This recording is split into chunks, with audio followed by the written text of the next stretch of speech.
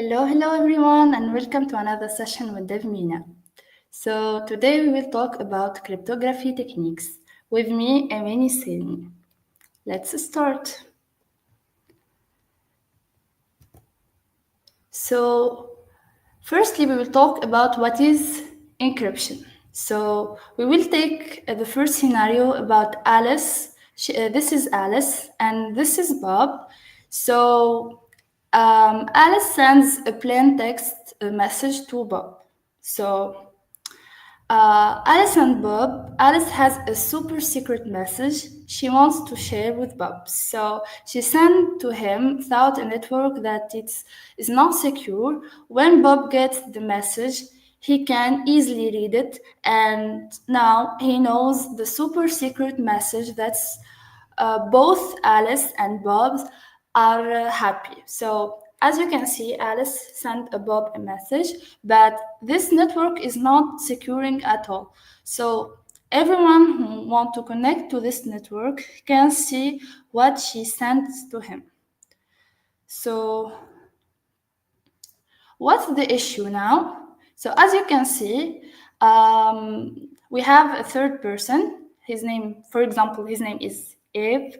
So Alice sent Bob a message, and Eve can take this message and can read it. So remember, we are sending the message without a channel that's not safe, meaning anyone can listen in.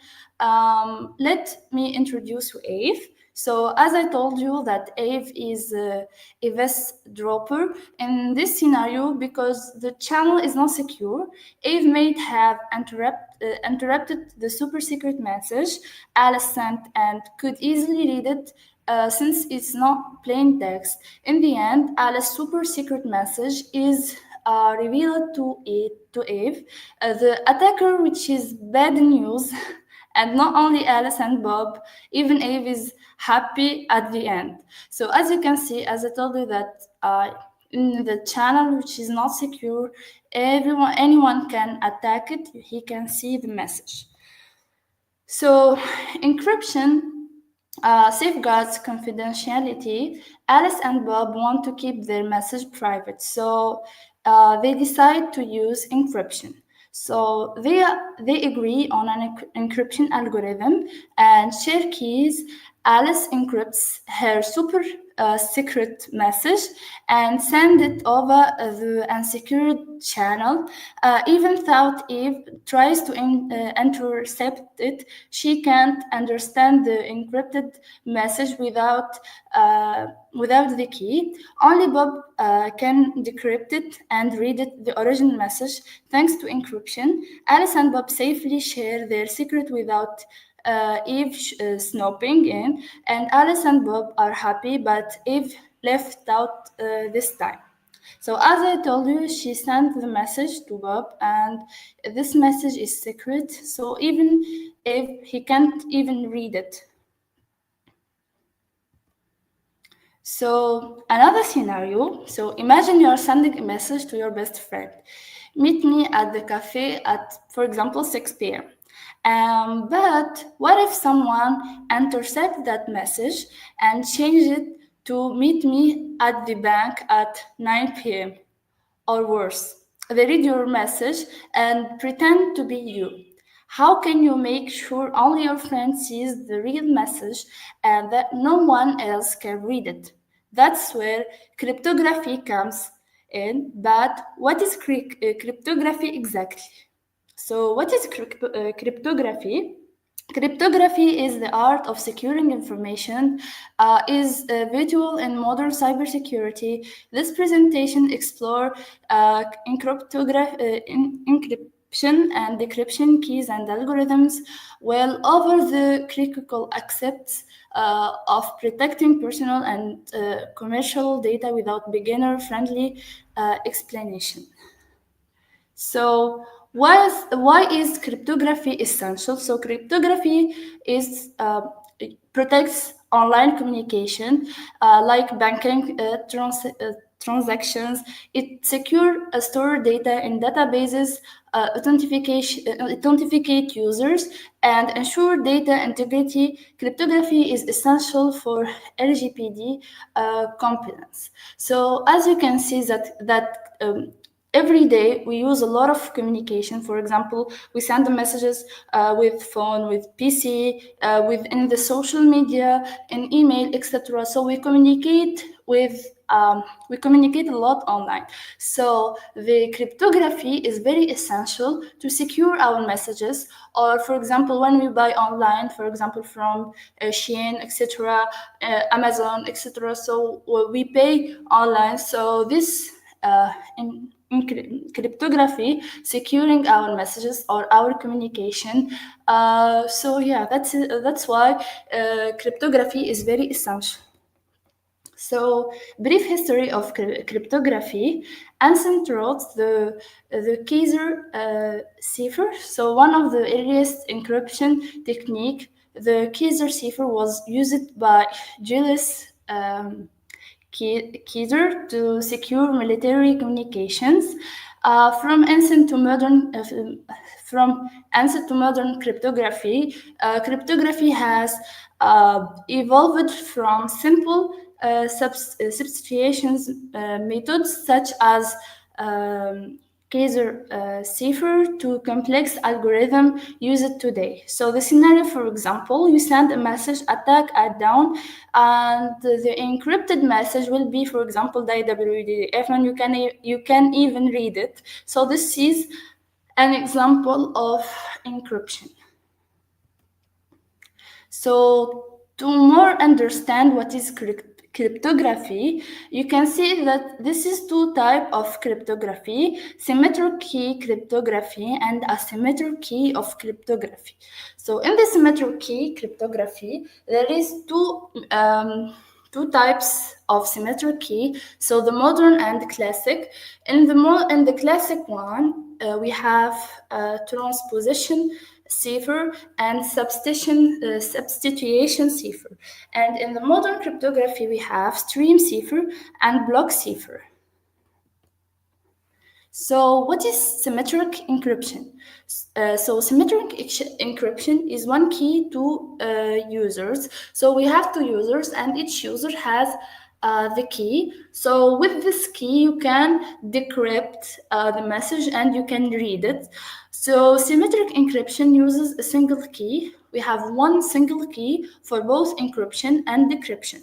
So you can understand here that encryption is to change the real message to unreaded message, but decryption to change the unreaded message to a read message that you can understand. And it is fast and efficient for large volumes of data. For example, we have many types of symmetric encryption. So example, IOSA and DOSA often used in VPNs.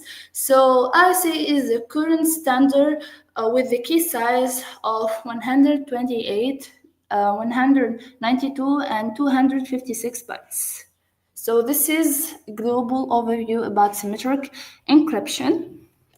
So we have this example of how symmetric encryption works. So we have, for example, here live-long and prosper. So encrypted plain text message. So we have encrypted key. This is the encryption key. So you can see that the same encryption and decryption key, the same as you can see, and this is the encrypted ciphertext that, for example, we have this, for example, let's say this paragraph or this words like live long and proposed, you can change it after the encryption key with this unreaded text.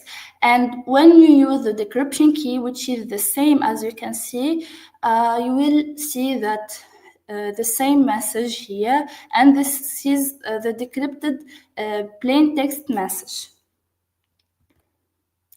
So we will talk now about the second type of cryptography, which is asymmetric encryption, and we will see what is the difference between the first one and the second one. So this asymmetric encryption, which is two keys for greater security. So asymmetric encryption employs a public and private key. It eliminates the need for secure key exchange. For example, RSA is based on factorization of large prime numbers. A use case include digital signature and HTTPS.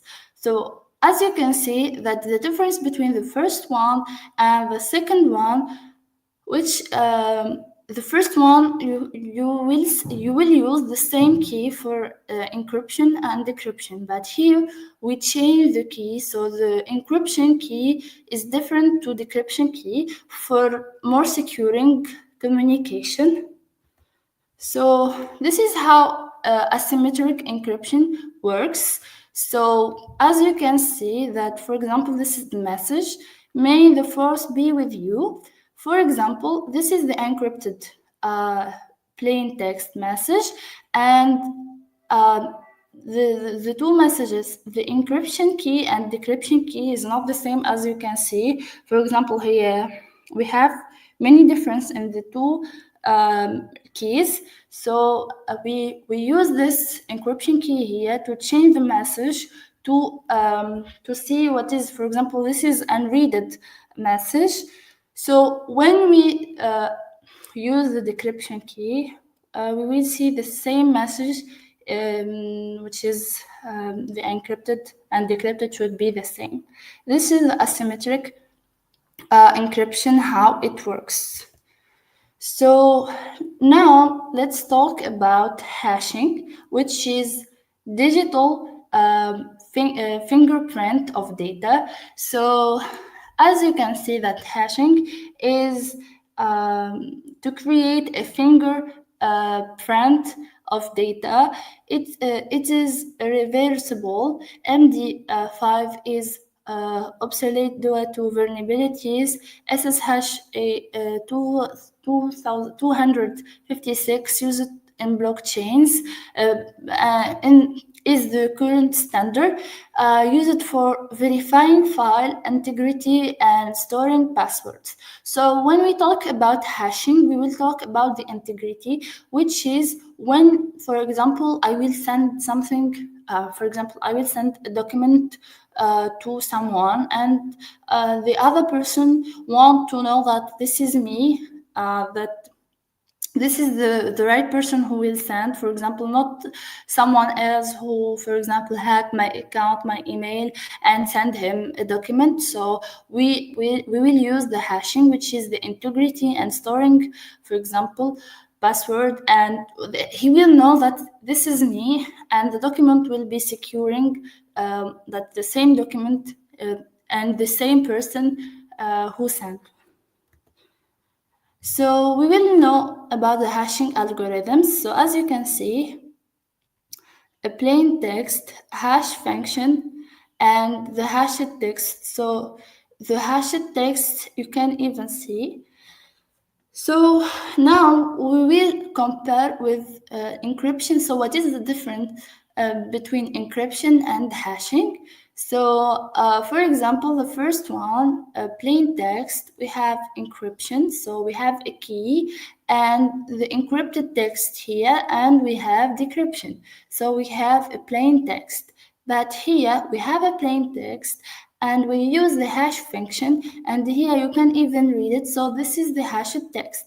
So this one is used to protect sensitive informations, but this one used to valid information. So as you can see that the hash function, we can use it to valid information, but here to protect the information. So this is the difference between two types of cryptography. So now we will talk about digital signatures. So this is the authentication and non-repudiations. So what is the authentication? As I told you that, for example, you send someone, for example, a very sensitive document, and for example, this document, he will use it to, for example, I don't know. For example, you have project, and this document will help you to finish this project, and someone else send you this document with the name, for example, with my name, and I didn't send. So to know this document is mine, so we use the signature, the digital signature, to know that this document is from me, not from someone else, for example. And here we can see the digital signature guarantee the authenticity and integrity of document. As you can see, we talked about many things. So firstly, we talked about the cryptography, how to change the read message to unread message. And the second part, we talk about the validity, how can we do, for example, the hashing, and which is when we talk about the hashing, we will talk about totally the integrity. And when we talk about the signature, digital signature, we will talk about the authentication and non-repudiation. So it combines hashing and asymmetric encryption. So the asymmetric, which is two different keys. So the sender cannot deny sending the document. So useful for digital contacts. As I told you, in project, or you are working in a company and you're working in very securing project, and you need the right information. So to know that this document is, for example, or this document is the document which is helps you will help you to finish your project. So we will use a digital signature. So, but here when we talk about the digital signatures, so these signatures should be valid signatures. So because many signatures online is not valid. So for example, here in Tunisia we have one company where you can take a digital signature, and if you see any other digital signature, this is not securing ones. So yeah, that's a very important part, that the digital ones should be securing and from the right places. Don't so we will understand more about the digital signature. So yeah, we have, for example, the signer.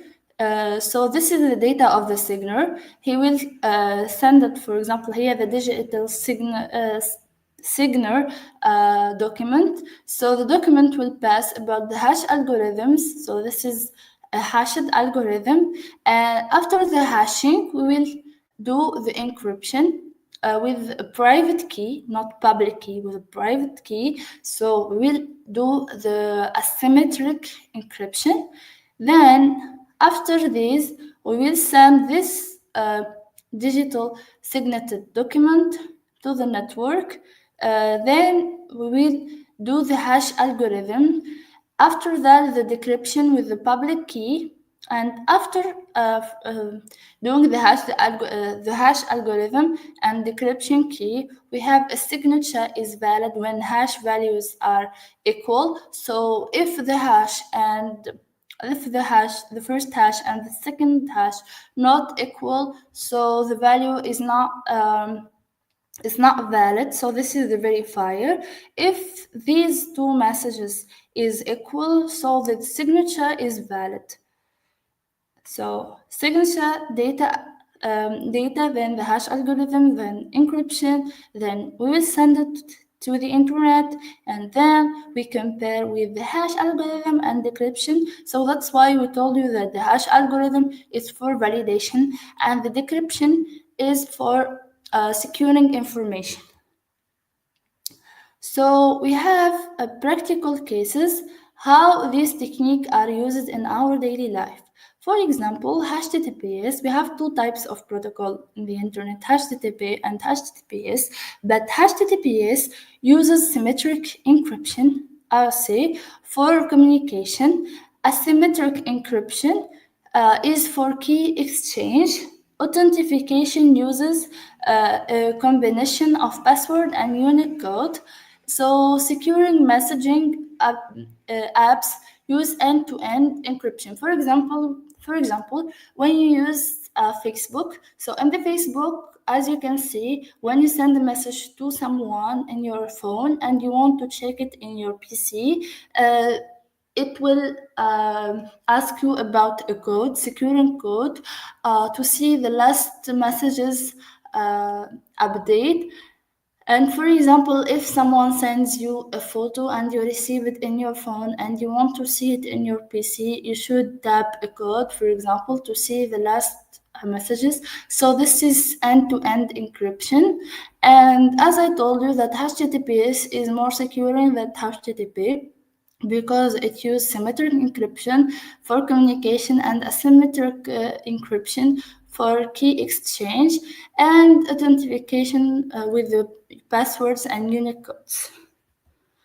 So now we will talk about the challenges of cryptography. So everything in this life has uh, advantages and challenges. So the challenges of cryptography is brute force attacks, try all possible combinations, side channel attacks, exploit hardware's weakness, vulnerability is the key are compromised, key management is critical.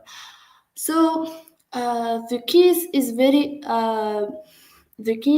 important. So if you, for example, share your private key or someone take your private key, so the message will be read. And also the attackers can do many attacks to take these keys to understand the messages. And also in the cybersecurity, every day we have million of attacks. So these attacks is very creative, honestly. So they can, as I told you, attack, for example, the keys. They can also do the man in the middle. For example, man in the middle, the attacker will send a message and will take, for example, the key from the second one, which is receive the message, and from this key he will decrypt the message and understand what is sent, for example. And also in the cryptography challenges, as you can see, the security, anomaly, privacy, mining, etc. So many challenges. Okay, it's good for sending messages, but it's not the perfect one. That's why cybersecurity always has updates. So, in the conclusion, cryptography is a field in consistent evaluation. So, the cryptography is very good field, and it helps us to securing messages, securing communication, securing documents, etc. But is a field with consistent evaluation, so it should has always a consistent to evaluate, etc. We have explored the core technique of modern cryptography. It's a tool to stay informed about the new threats, because as I told you, every day, every moment, there are many threats, many attacks, many types, many creativity for from the attackers. And cryptography is an essential pillar of digital trust. So is very, as I told you, is very essential, because when you send something, for example, when you connect to the public, for example, a public network, for example, in the boom, in the university or something like that. If we don't use the cryptography, all our messages, all our password, all our information will be shared. Everyone can see it. But with the cryptography, we want to secure these communications, and we want to feel very comfortable when we want to send something or to someone, and when we receive an information from someone. So that is the cryptography techniques. And as I told you, every day there is many algorithms, many techniques, etc. But these techniques are the most popular ones nowadays.